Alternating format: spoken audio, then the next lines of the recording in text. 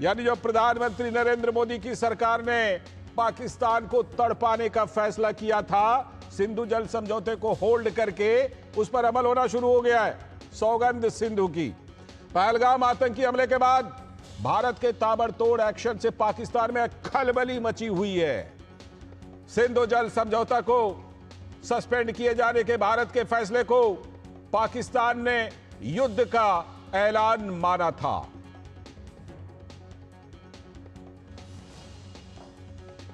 जो लोग भारत के अंदर भी और पाकिस्तान में भी पानी रोकने को भारत की क्षमता पर शक कर रहे थे कि कैसे रोकेंगे पानी इतनी जल्दी, वो आज पाकिस्तान की ओर बहने वाली सूखी दरिया को देख रहे हैं। दिखाई पड़ रहा है कि कैसे पानी रोका जाता है। पाकिस्तान जाने वाली सिंधु नदी का पानी रुक गया है। अब भारत ने चिनाब नदी की धारा को रोक दिया है। भारत ने चिनाब नदी पर बने बगलिहार और सलाल बांध को बंद कर दिया है और बांध बंद होने के बाद यहां से बहने वाली दरिया बिल्कुल सूखी नजर आने लगी है। यह वही भारत है जिसने साल 1965, 1971 और 1999 के जंग के बावजूद सिंधु जल समझौता को सस्पेंड नहीं किया था। लेकिन आज का भारत है वो पाकिस्तान के आतंकवाद के खिलाफ अब तक का सबसे बड़ा जल प्रहार करना शुरू कर चुका है। जानकार मानते हैं कि कूटनीतिक तौर पर यह डिप्लोमेटिक एक्शन पाकिस्तान को बहुत भारी पड़ने वाला है। तो जाहिर है इसके जिम्मेदार कौन है? इसके जिम्मेदार सिर्फ वो कठमुल्ला जनरल मुनीर ही है। पाकिस्तान के लोग भी अब मानने लगे हैं कि इस जनरल ने मुल्क का बेड़ा गर्क कर दिया है। जानकारों की माने तो बगलिहार और किशनगंगा हाइड्रो पावर डैम के जरिए भारत अपनी तरफ से पानी छोड़ने के टाइम को रेगुलेट कर सकता है और इसका डेटा शेयर करना अब भारत की बाध्यता नहीं है। नहीं करेंगे शेयर। कश्मीर को गले की नस बताकर हिंदुओं के खिलाफ नफरती सोच जाहिर करने वाला कठमुल्ला जनरल मुनीर ने पाकिस्तान में आम लोगों के गले की प्यास बुझाने के काबिल भी नहीं छोड़ा है। तो पाकिस्तान में लोग ये मानने लगे हैं कि भारत का सिंधु जल समझौता पर कड़ा फैसला बिना जंग लड़े ही पाकिस्तान की कमर को तोड़ देने वाला है। बिलावल भुट्टो जब कहते हैं कि सिंधु दरिया में या तो पानी बहेगा या उनका खून, तो पाकिस्तान के उन्माद को समझा जा सकता है। इस बार भारत ने करके दिखा दिया है कि खून और पानी एक साथ तो नहीं बहेंगे।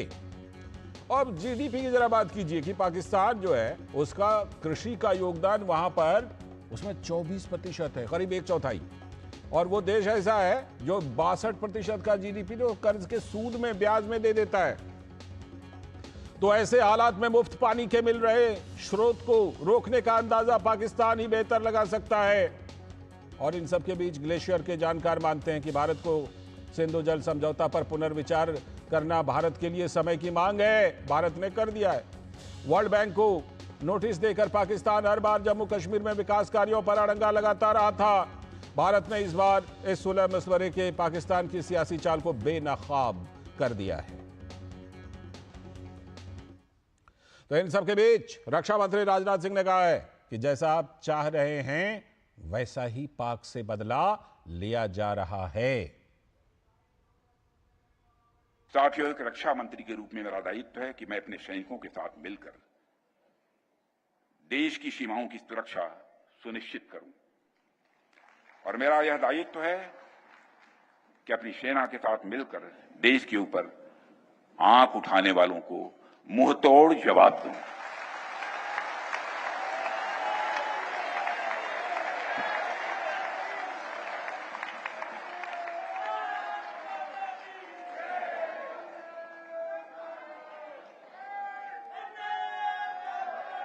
और आप सभी हमारे प्रधानमंत्री नरेंद्र मोदी जी को अच्छी तरह जानते हैं।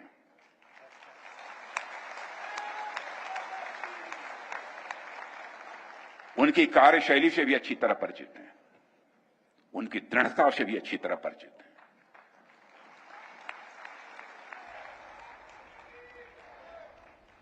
जोखिम उठाने का भाव किस तरीके से उन्होंने सीखा है अपने जिंदगी में, उससे भी आप अच्छी तरह समझते हैं।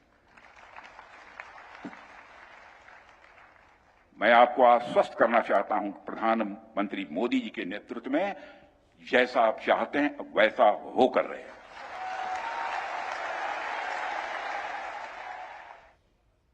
रक्षा मंत्री राजनाथ सिंह जो कुछ कह रहे हैं वो आप जरूर समझ रहे होंगे। और पहलगाम मामले में रक्षा विशेषज्ञों ने कहा है कि जनता के धैर्य का परिणाम अच्छा आएगा।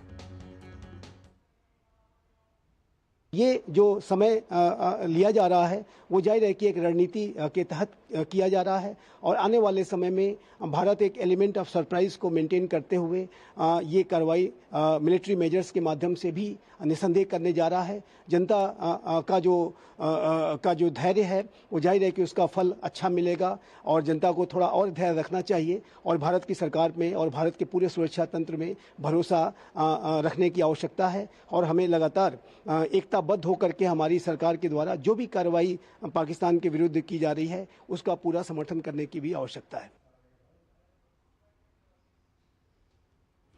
तो ये जो पाकिस्तान का जल प्रहार है, पाकिस्तान पर ये जल प्रहार शुरू हो चुका है। पाकिस्तान और भारत के अंदर कुछ लोग कह रहे थे कि होगा कैसे इतनी जल्दी, शुरू हो चुका है। इसी पर बात करने के लिए हमारे साथ डॉक्टर गणेश मल्होत्रा जी जो रणनीतिक और राजनीतिक विश्लेषक हैं वो जुड़ चुके हैं। और साथ में मैं इनके बारे में बता दूं कि सिंधु जल समझौता के जिसे कहते हैं ना कि पारंगत विशेषज्ञ हैं डॉक्टर गणेश मल्होत्रा जी। बहुत बहुत स्वागत डॉक्टर गणेश मल्होत्रा जी आपका।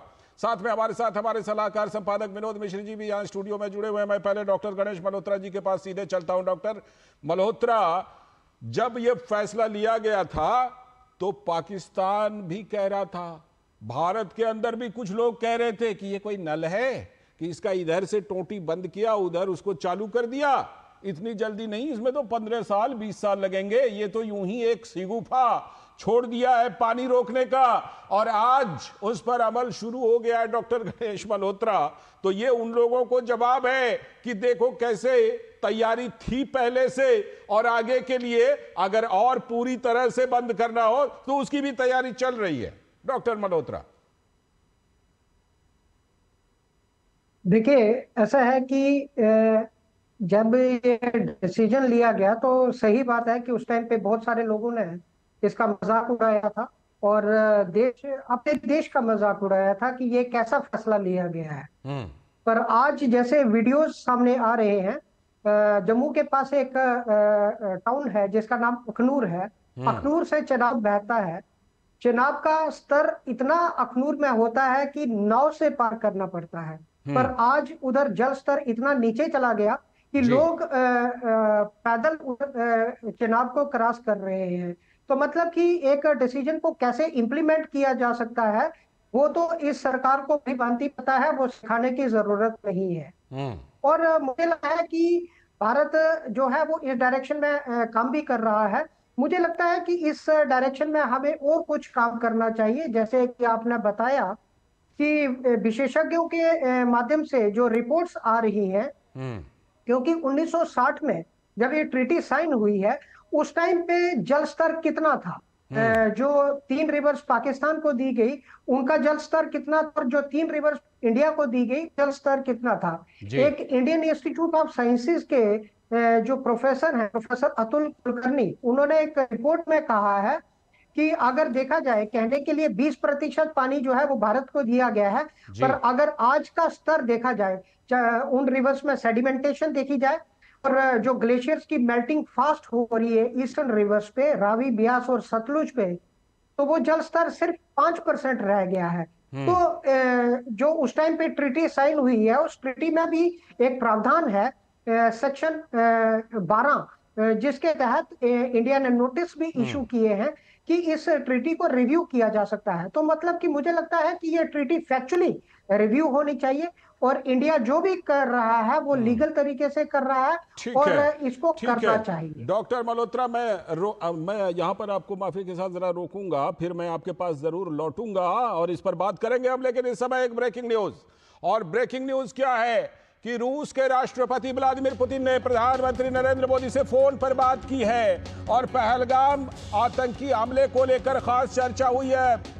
राष्ट्रपति पुतिन ने पहलगाम में हुए आतंकी हमले की कड़ी निंदा की है इस टेलीफोन पर हुई बातचीत में, और साफ तौर पर बोला है पुतिन ने भी कि दोषियों और उनके समर्थकों को न्याय के कटघरे में लाया जाए, इस पर जोर दिया है। भारत और रूस रणनीतिक साझेदारी को और मजबूत करने पर बात हुई है इस दौरान, टेलीफोन पर बातचीत के दौरान। तो रूस के राष्ट्रपति व्लादिमीर पुतिन ने प्रधानमंत्री नरेंद्र मोदी से फोन पर बात कर पहलगाम हमले के जो दोषी हैं उनको सजा देने के लिए ये अपना पूरा समर्थन दिया। हमारे संवाददाता अखिलेश सुमन हमारे संवाददाता इस खबर पर और ज्यादा जानकारी के साथ जुड़ चुके हैं। अखिलेश, ये जो बातचीत हुई है, जिस तरह से राष्ट्रपति पुतिन ने पुरजोर समर्थन किया है कि पहलगाम हमले के दोषियों को इंसाफ के कटघरे में लाया जाना चाहिए, ये भारत के लिए बहुत बड़ा कूटनीतिक समर्थन इसे माना जाएगा। अखिलेश, हाँ, निश्चित तौर पे देखिए, अभी पिछले सप्ताह लावरोव जो रशिया के विदेश मंत्री हैं, उन्होंने फोन किया था हमारे विदेश मंत्री एस जयशंकर को, और आज व्लादिमीर पुतिन रशिया के राष्ट्रपति ने फोन किया है प्रधानमंत्री नरेंद्र मोदी को। तो निश्चित तौर पे रूस के अंदर एक जबरदस्त फीलिंग है कि भारत के साथ अन्याय हुआ है, और भारत के खिलाफ जो कश्मीर में जो आतंकवादी हमला है वो एक दुर्दांत हमला है।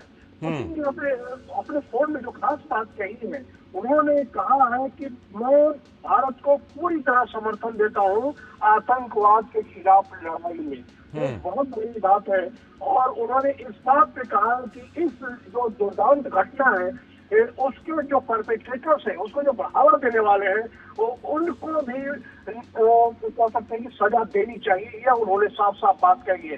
और जिस बात को प्रधानमंत्री नरेंद्र मोदी लगातार कह रहे थे, उसी बात को पुतिन ने आज उस पूरी बात पर समर्थन किया है। कोई उन्होंने हीला हवाला नहीं दिया है, कोई उन्होंने शांति और कोई समझौते की बात नहीं कही है। साफ शब्दों में कहा है कि आतंकवादी घटना जो हुई है भारत के खिलाफ, उसमें हम भारत का पूरी तरह समर्थन देते हैं, और जो आतंकवाद को बढ़ावा देने वाले उनके सहयोगी हैं, उनके खिलाफ उनको सजा दी जानी चाहिए। जिस तरह से अखिलेश, जिस तरह से ये समर्थन मिला है, निश्चित रूप से जो दुनिया में भारत का पोजीशन है, और खासतौर पर पहलगाम आतंकी हमले के बाद जो भारत ने पोजीशन लिया है, उसके लिए इसको एक बड़ा बूस्ट, एक बड़ा उछाल माना जाएगा, जो कि राष्ट्रपति पुतिन की तरफ से समर्थन के रूप में मिला है। अखिलेश, निश्चित तौर पे एक बड़ा उछाल माना जाएगा, क्योंकि देखिए दुनिया के सारे देशों की निगाह भारत पर इसलिए लगी हुई थी कि भारत लगातार विकासमान है। भारत में हर देश को निवेश चाहिए, भारत में हर देश को प्रवेश चाहिए भारत के बाजार में। और ऐसे में पाकिस्तान ने जो हमला किया है, इससे सभी देशों को पाकिस्तान के प्रति निराशा हुई है कि भारत के खिलाफ यह कदम उठाने का मतलब है कि भारत के साथ जो दोस्ती बढ़ रही थी दुनिया के अधिकांश देशों की, उस दोस्ती पर किसी न किसी तरीके से व्यवधान पहुंचेगा। जो आर्थिक गतिशीलता है, उस गतिशीलता पर व्यवधान पहुंचेगा। और इसीलिए जो है कि भारत की जो पूरी पोजीशनिंग थी पूरी दुनिया में, विश्व बंधु की पोजीशनिंग थी, पूरी दुनिया में विकासमान राष्ट्र के रूप में पोजीशनिंग थी, ठीक है, और उस पर पाकिस्तान ने हमला किया है, दुनिया को निराश किया है पाकिस्तान ने, और इसीलिए रूस के राष्ट्रपति पुतिन ने इस तरह की साफ गोई से बात की है। बिल्कुल, ये बड़ी कूटनीतिक सफलता भारत के लिए, बहुत बहुत शुक्रिया। तो भारत लगातार एक्शन ले रहा है, और इस एक्शन में उसको समर्थन भी मिल रहा है, और एक एक्शन जो है उस पर तो अमल भी शुरू हो गया है, यानी कि जो सिंधु जल समझौता है, पानी को रोकने का, उस पर अमल। तो उसी पर हम बात कर भी रहे थे। हमारे साथ डॉक्टर गणेश मल्होत्रा जी जुड़े हुए हैं, और साथ में हमारे सलाहकार संपादक विनोद मिश्र जी भी जुड़े हुए हैं। मैं विनोद जी का रुख करता हूं। विनोद जी, मुझे लगता है कि अपने यहाँ भी, मैं कुछ लोगों का ही ये कहूँगा, जिक्र करूँगा, सोशल मीडिया या कहीं पर देखते, सब ये कह रहे थे कैसे रोक लेंगे पानी, ये तो ऐसे ही लगता है कि लॉलीपॉप टाइप का थमा दिया है सरकार ने। आज जो ये सूखी हुई दरिया है पाकिस्तान की, विनोद जी, वो अपने आप में तगड़ा जवाब है कि कैसे रोका जाता है पानी, और कैसे रुक गया पानी। लाल जी, ये जो कहते हैं ना कि बिना बम चलाए भी धमाका हो सकता है जी, तो ये बिना बम बारूद के इतना बड़ा धमाका अगर दुनिया ने देखा, तो आप कह सकते हैं कि इस धमाके का ये जो डिप्लोमेटिक स्ट्राइक है, उसको प्राइम मिनिस्टर मोदी ने जमीन पे उतार के दिखाया है। अब ये देखिए कि अभी चिनाब और सिंध के पानी के दरिया को, और जो 2 सिर प्रोजेक्ट है जो चिनाब नदी पे जो बघलियार पावर प्रोजेक्ट है और उधर सलाल पावर प्रोजेक्ट है, और उधर आप देखिए कि जो किशनगंगा प्रोजेक्ट जो है उसके प्रोजेक्ट को, इस दोनों प्रोजेक्ट को अभी सिर्फ इस्तेमाल में जो पानी, गर्मी का महीना है तो जाहिर सी बात है कि दरिया में अभी जो पानी है, नदी में जो पानी है उसका स्तर अभी थोड़ा सा कम है, और इस पानी को रोकना भारत के लिए बहुत मुश्किल काम नहीं है, ये उसने भारत ने करके दिखाया है। लेकिन इसका इम्पैक्ट, इसका धमाका देखिए कितना बड़ा होने वाला है कि इसी गर्मी के महीने में पाकिस्तान को सबसे ज्यादा पानी की जरूरत रहने वाली है।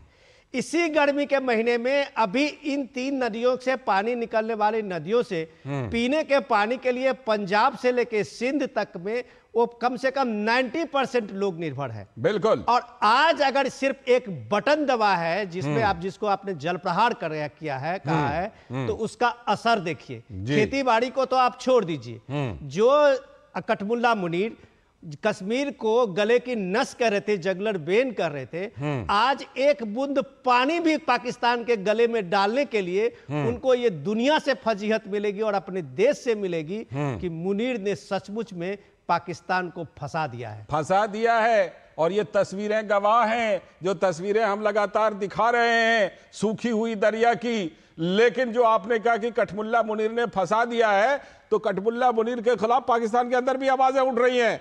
मैं आपको एक इसकी बानगी दिखाता हूं, आप दोनों बने रहिएगा। लाल मस्जिद इस्लामाबाद के जो इमाम हैं, उन्होंने पूछा कि अगर युद्ध होता है तो कितने लोग पाकिस्तान के साथ खड़े हैं। तो जरा देखिए कि इस पर वहां मौजूद कितने लोगों ने हाथ नहीं उठाया, ये देखिए जरा। पाकिस्तान हिंदुस्तान की जंग में आप में से कितने लोग पाकिस्तान का साथ देंगे? हाथ खड़ा कर। कम ही नजर आ रहे हैं। इसका मतलब है कि काफी समझ पैदा हो चुकी है।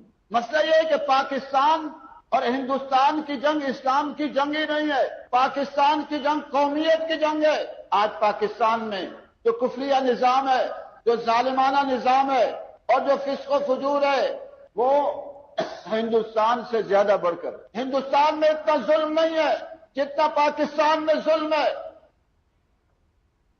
इमाम साहब सही कह रहे हैं कि बहुत सारे लोगों में समझ पैदा हो गई है, लेकिन मुनीर में, आसिम मुनीर में ये समझ पैदा नहीं हुई है। डॉक्टर मल्होत्रा, अभी आपने भी जरूर ये बातें सुनी होंगी।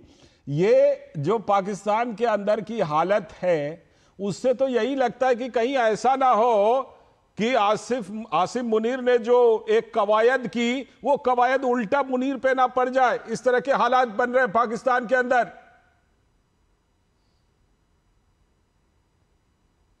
एक दिन मैंने पहले भी आपके साथ इंटरव्यू में बताया था कि ऐसे हालात बन चुके हैं। क्योंकि जब इमरान खान को जेल में बंद किया गया था तो सबसे पहले लोगों ने प्रोटेस्ट कहाँ किया था? वो आर्मी हेडक्वार्टर पे किया था। आर्मी जनरल के घर को रैंसैक किया था उन्होंने।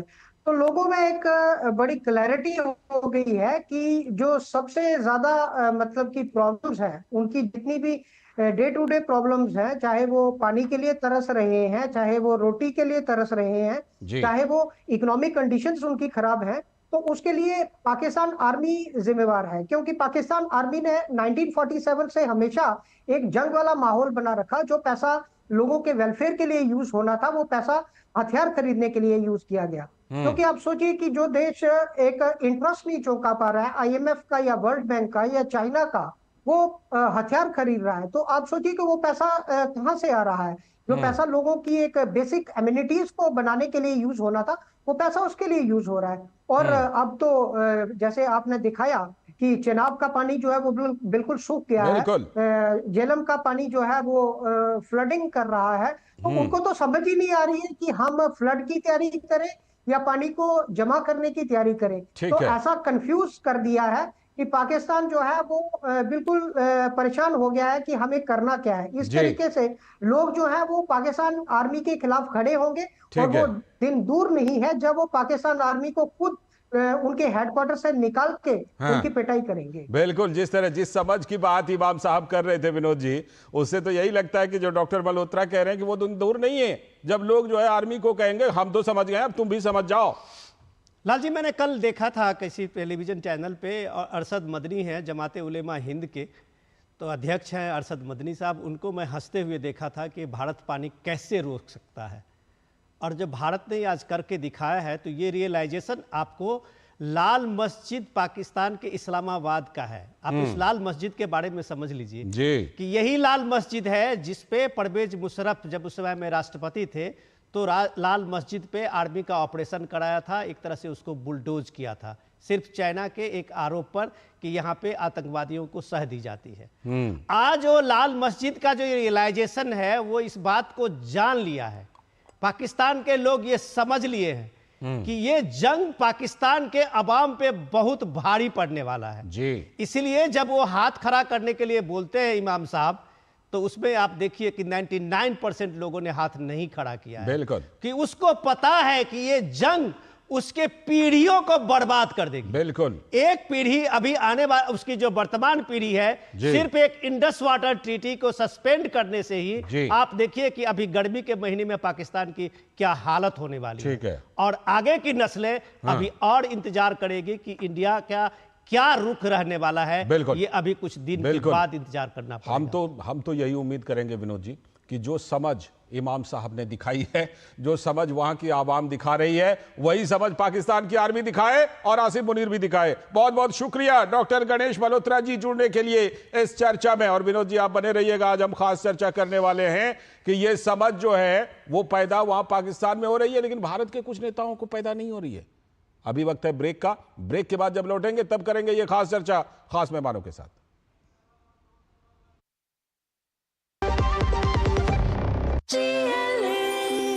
जो लक्ष्य चुना था समझ आने